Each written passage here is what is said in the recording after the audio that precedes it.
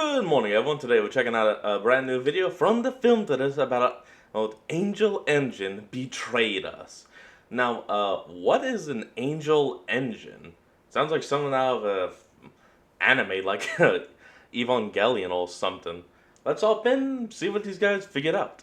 Take a look at this face. Does it look like one you can trust? God, no. Or does it look like one that would lie to you? Well, Looks like one that would go for my crotch fuss. Eat that soft meat. terrifying new analog horror series called Angel Engine is asking this very question. But the consequences for getting it wrong could just be the end of the world. Ah, I'm screwed then. Hello, Internet! Welcome to Film Theory, where we're going to address the elephant in the room. Despite getting the most requests to cover this series, Angel Engine, more than any other analog horror series during my time here as the film theorist, I've been hesitant to because it incorporates a lot of AI-generated art into its videos. Honestly, I don't love that. We here at Theorists support human artists and will always strive to use human-made scripts, assets, and editing in our videos. Sometimes an asset will slip through the cracks. That actually happened last week with a Minecraft asset. We go through a rigorous quality control process during our editing, with at least 3 people looking over our videos looking for that sort of stuff, and it still got through. As much as I'd love to say that it won't happen again, I can't, and that's because generative AI is becoming so good that it's nigh on impossible to tell something. That is and tough. It's only going to get harder because it's becoming an increasingly larger part of mainstream productions. Every single day there's a new story about big budget film studios or game developers finding new ways to shove AI into their products. Movies use it. Look, I said before, the only use of AI should be to help expand the plot, because, you know,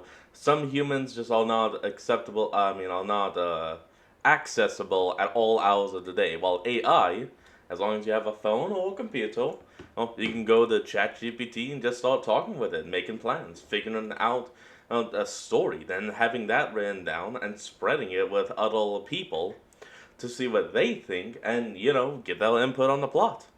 You can get a baseline with it using AI, but the final part should all be human. Video games use it, clothes and commercials use it. Heck, Google's even forcing it into my emails and meetings. It's a matter of when, not if, it eventually gets into everything. And just, yuck. But I don't know how we can continue to avoid AI completely. So I believe the right thing to do here is figure out the best way to move forward together. I'm going to be doing a big, serious couch video on this in the near future. But the big picture, whenever we cover something that we believe uses a significant amount of AI, we'll call that out so you can decide if you want to give that work the time of day. And we will also spotlight relevant, wholly human creators and projects when we do. If you want some of my favorites in the— Hey, you know what?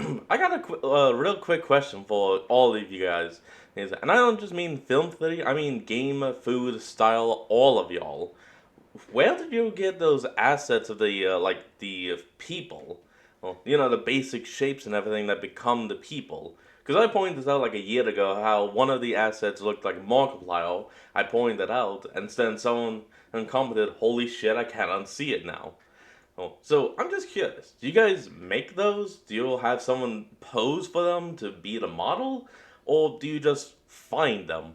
Analog horror space right now, I cannot recommend Unknowingly, Dr. Nowhere, and Darian Quilloy enough. We've covered all 3 on the channel before, and I really want to revisit their work someday. And I also want to cover more human creators. I've been dying to explore series like Greylock or the Monument Mythos, but at this point, both of those series— Monument Mythos, that's actually a good one. It has the horned serpent. Probably need hour-long— I only know that because of a friend of mine, so thanks a lot. You know who you are if you're watching this video. Explainers just to get everyone on the same page on the story before we can even start traditional theorizing. So, my question to you is, would you guys be interested in those explainers? Longer videos that really dive into the storylines of these series to make them digestible with a theorist twist. Please, let me know in the comments below. I'm serious conversation done, so let's actually talk about Angel Engine, shall we? If you don't know, this is a brand new analog horror series created by Unearthly Hub that builds on a lot of religious ideas and iconography, all while telling a depressing story. You know, classic analog horror fare. This story takes place in a not-so-distant future where humanity has found an infinite source of energy, and the only thing they need to do to harness it— Cage. an angel. Yep, this is one of those analog horrors. A haunting story about angels, humanity, and a deceiver looking to destroy the world. Strap yourselves in, loyal theorists, as we climb to the top of the Tower of Babel and uncover what's really powering the Angel Engine. So naturally, the first thing we should try to figure out here is, what the heck is going on in this story? As of the writing of this script, there's only been a handful of episodes of Angel Engine, each only about a minute or two in length. The beginning of this story introduces us to this handsome fella. We're just gonna call him Triangle Head for now, who gives us a step-by-step Triangle Head. All right. Guide on how to cage an angel? Man, YouTube tutorials really are getting niche these days. Anyway, Triangle Head gives us a handy 8-step guide, but we can sum them up in just 5. First, exploit the planet's resources until humanity is on the brink of extinction. Easy peasy, barely an inconvenience. 2, pray for a solution to the problem. 3, God should then send a messenger in the form of an angel. 4, capture this angel and hook it up to your Angel Engine, which is a thing that you should totally have, by the way, but more on that in a second. And 5, use the power of the angel to fix everything. That doesn't sound too hard, does it? Now, this of course begs the question, the heck is an Angel Engine? Well, you were literally about to ask the exact same question I was, so yes. It's a device created by Nobel Prize-winning scientist Dr. Jeff Ernstman, designed to capture and extract energy from an angel. So, pretty self-explanatory. But I do have to mention that in another video, it's revealed that Ernstman maybe didn't create the engine, but instead just found it. Here, we're introduced to another handsome fella that we're gonna call Bronzeface. He tells us that to find an Angel Engine, we must go to the Holy Land, find a burial site, and then... Look upon me, look upon me, look upon me, release me. Horrifying, just what? So clearly, he is the Angel Engine, meaning the power that's being drawn from the angel isn't going to humanity, it's going to him. Could go wrong. Anyway, the craziest thing about the Angel Engine is that the device actually works, and humanity's been able to execute on Triangle Head's plan. Yeah, really. Things got so bad here on Earth, and so many people prayed to God for help that he sent the Archangel Uriel to help, only for Uriel to be captured and hooked into the Angel Engine. And the results? Oh, that's not good. God sent one of the big 3. Have been crazy. According to tests, the Angel Engine can produce an infinite amount of energy, and in one demonstration, it was even able to bring someone back from the dead after 24 hours, as if nothing had happened. Yeah, this ain't All good. it costs is for Uriel to be in immense, incredible pain, but we don't need to worry about that, right? This discovery changed humanity basically overnight, and now we house the Angel Engine in a giant tower that's been dubbed the Second Tower of Babel. Oh, this that's is not good. wildly That's not simplified, good. of course, but if you didn't know, the Tower of Babel is a building in the Bible, which was supposed to represent a united but arrogant humanity rebelling against God, with the tower trying to reach up to heaven. That story didn't end very well for humanity, so, you know, very... Yeah, no, they got pretty damn far up there, then all of a sudden, everyone just started speaking a different language, so no one could communicate, causing a rift, a war, and the tower to fall. Smart of us to try that again here in Angel Engine. And either way, humanity is not as united as it was in that story. The second the Angel Engine project got announced, it divided people. Some people were excited about the potential to push humanity forward, while others were justifiably concerned about, you know, capturing and torturing a real, actual angel. Oh, well, no either shit. way, this new technology catapults Dr. Ernstman into becoming one of the most famous people on the planet. He goes on media tour. He gets magazine cover stories written about him. He even appears as a guest on TV talk shows. All he really needs to do at this point is hit the YouTube podcast circuit, and he's done everything. But that fame also comes with haters, understandably so. There are some concerned with how Uriel is being treated, though Ernstman does seemingly lie and says that he can leave whenever he'd like. Others don't believe that such an invention should even get Ernstman any recognition at all. Upset at this, and perhaps feeling a bit arrogant, Ernstman announces that he has a new invention to show off to the world. One that doesn't require the use of an angel or Uriel. But unfortunately, hours before he was set to unveil his new creation, he was shot 3 times by a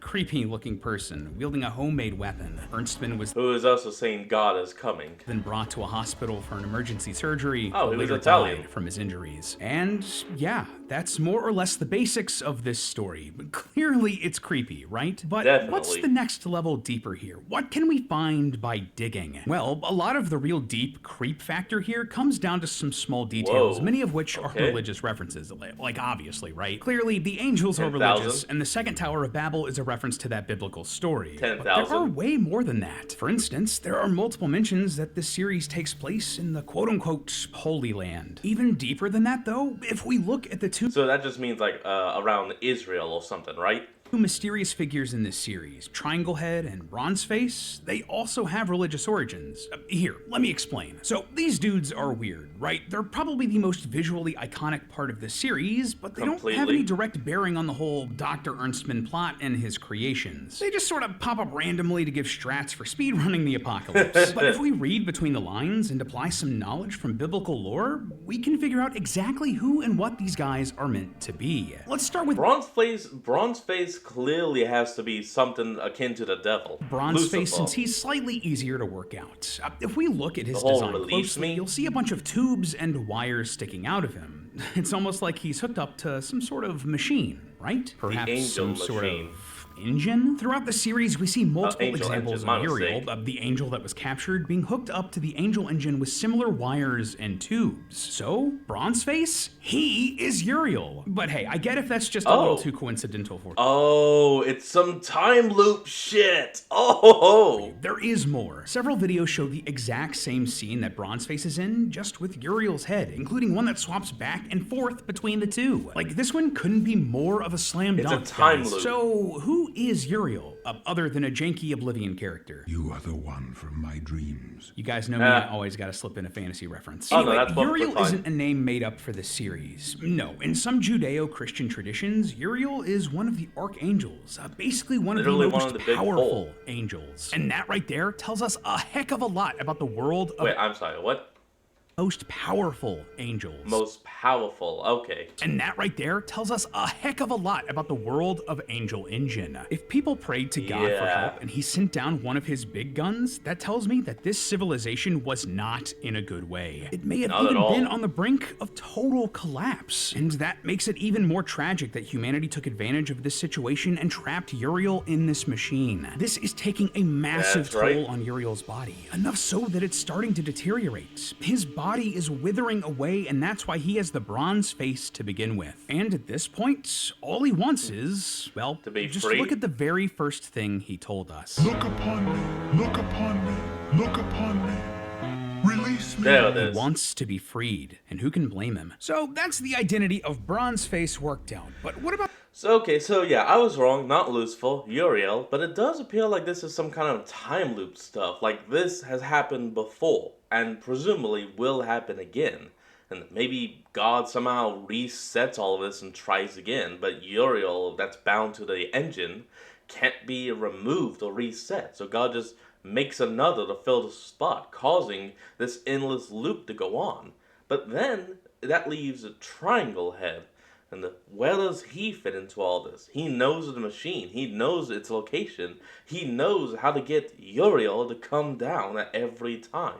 What about the other mysterious figure? The one who started us down this whole rabbit hole to begin with, Triangle Head. Well, despite being the face of the series, figuring out who he is and his whole deal is way more challenging. So what do we have on this guy? Well, besides being the one who told us how to summon an angel, Triangle Head also warns us about someone he just calls him. In fact, Uriel also warns us about this guy. Listen to me. Oh yeah? You are in great danger. He is not I. You do not possess the means to restrain him. Do not let him in. This happens multiple times. He is here. He will catch you. And in fact, in episode 3, Triangle Head and Uriel have a back and forth dialogue about him, almost as if they're talking about each other. Here, take a look. He is coming. Do not let him in. Do not be deceived. He is not your friend. He has no friend. Be not afraid. He comes but to deceive.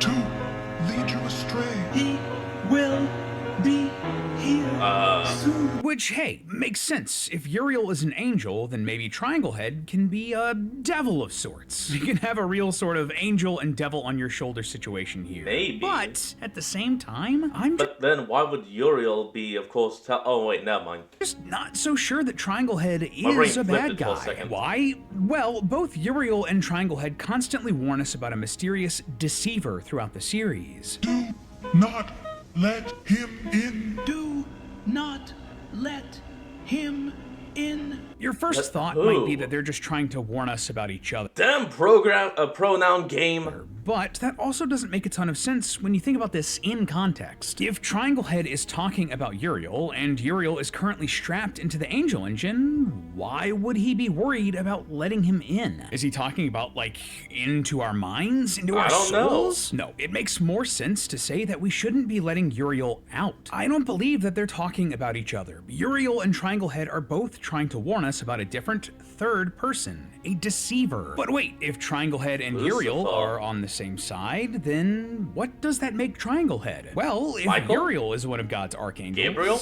then perhaps Triangle Head is too. I mean, that would explain how he would I actually mean, there literally is only two other options, Michael or Gabriel. know how to capture an angel and why he's constantly seen on a background full of stars. He's in the heavens. And after doing some digging, I identified which one he likely is. Gabriel. Gabriel Hey. appears a few times in the Bible to characters like the prophet Daniel and Mary, acting as a messenger of God and giving visions of the future. And hey, Okay. what do you know? But that sounds a lot like what Triangle Head does here in Angel Engine. I have traversed the gulf of time to bring you this message. Oh yeah, They're that's both Gabriel. messengers who bring visions of the future who live in backdrops Who of literally the heavens. Gabriel. Triangle Head is Gabriel. Okay, so we have pretty good reason to believe that our two freaky faces are the Which means that the idol talking about Lucifer, which would be the obvious choice, Michael, the last brother, or it could even be the father, God himself. archangels Uriel and Gabriel, and they're both warning us about someone they're calling a deceiver. So, But who yeah, is that? deceiver, come Throughout on. the series, Has there's to been a be mysterious Lucifer. figure who keeps appearing in the background, not saying anything, just lurking. He seems to be a good Just fit, but watching. who is he? Well, to nail that Standing. down, we'll need to dive into the Angel Engine ARG. Yes, Oh, shit, there's an okay. ARG here of a sort. In one of the episodes, you'll see a URL reading angelengineinitiative.org, and of course, you know Nice. we had to check it out. And it's a real website. Here, you'll find a public statement from the Tower of Babel announcing that Dr. Ernstman has been shot. At this point, we knew that already, so that doesn't Yeah, he really tell did. us anything new. But do you know what this article does have that's new? A comment section. Below the statement is an entire fake thread of comments on the news with everything you'd Just expect. use People Uriel. calling each other names, putting forward conspiracy theories, as well as other little clues and references. But one of those comments really stands out. It cites two Go on. seemingly random Bible verses, 1 John 2:18 and 2 John 7. Both of which warn about Ooh. another person to be wary of. To quote from the King James Okay. Bible, 2 John 7. For many deceivers are entered into the world who confess not that Jesus Christ is come in the flesh. This is a deceiver and an antichrist. And 1 Okay, John 2:18. okay. Little children, it is the last time, and as ye have heard that Antichrist shall come, even now are there many antichrists, whereby we know that it is the last time. Yeah, you heard that Whoa, right both okay. times. Antichrist. Those are two of only a handful of verses in the entire Bible that mention the idea of an antichrist by name. If you don't That's- know, in Christian yes. eschatology, that's the study of the end of the world, the antichrist is Oh, a sign awesome. that the end times are coming. There's a promise of someone or some people who will come and falsely claim that they are the second coming of Jesus Christ. And you know who else seems like they're acting like the second coming of Jesus here in this series? Dr. Ernstman. Yeah. Think about it. Not I only was about to just call him the doc. I'm bad with names. was he the one who Armstrong. seemingly invented or discovered the Angel Engine, which provides infinite energy and can heal people or even bring them back from the dead, but he let that fame go to his head with the desire to create and get credit for other inventions. One comment from the ARG site really drives this home, convenient. calling him a deceiver. Others mentioned that he was playing God or was not the real God. And come on, if this magazine cover doesn't spell it out Oh, clear enough come that he's on. meant to be Yeah, a that's so representation of obvious. the Antichrist, I don't know what will. So if Dr. Ernstman is filling the bill as the Antichrist, what happens now? So what? I mean, he's dead. Well, as the story progresses, it There are seems many increasingly others. likely that we may see him return. You see, in that comment thread on the Angel Initiative website, as well as the real comment thread on Instagram, many people are asking a pretty reasonable question. The Angel Engine can bring people back from the dead. Oh, Why don't yeah, they just but use why it to not? heal Dr. Ernstman? I think that's exactly where they're going with this. And as one comment puts it, he's going to be the next miracle, but he's not going to be himself. There I it believe is. that That makes couldn't sense. be more correct. In the latest He's a episode, vessel. after Ernstman is shot, we see what looks like his soul being taken by something, some mysterious creature. Honestly, it reminds me a little bit of The Truth from Full Metal Alchemist, but I A little. digress. Anyway, A little. if I were to guess, this monster is the true embodiment of the Antichrist, and it has taken Ernstman's soul in the afterlife. And if they resurrect Ernstman's body, this is what's going to be inside of it. He will become this horrible, terrible figure, will the be deceiver that the Gabriel deceiver. and Uriel have warned us about. And the only way to defeat him is going to be to release Uriel before Ernstman can deceive us, irreversibly corrupt humanity, and destroy the resources of the planet. All the more ironic since this series is so heavily created with the help of AI. Damn, hey, but it's so that's good. just a theory. A film theory. And cut. Up next. Alright everyone, that's going to be the end of today's video, and I hope you all enjoyed this. Remember to like, comment, and subscribe for more. Link to the original will be in the description below, and I'll see all of y'all next time when we flick back on. Till then, this is Fox, signing out. Peace.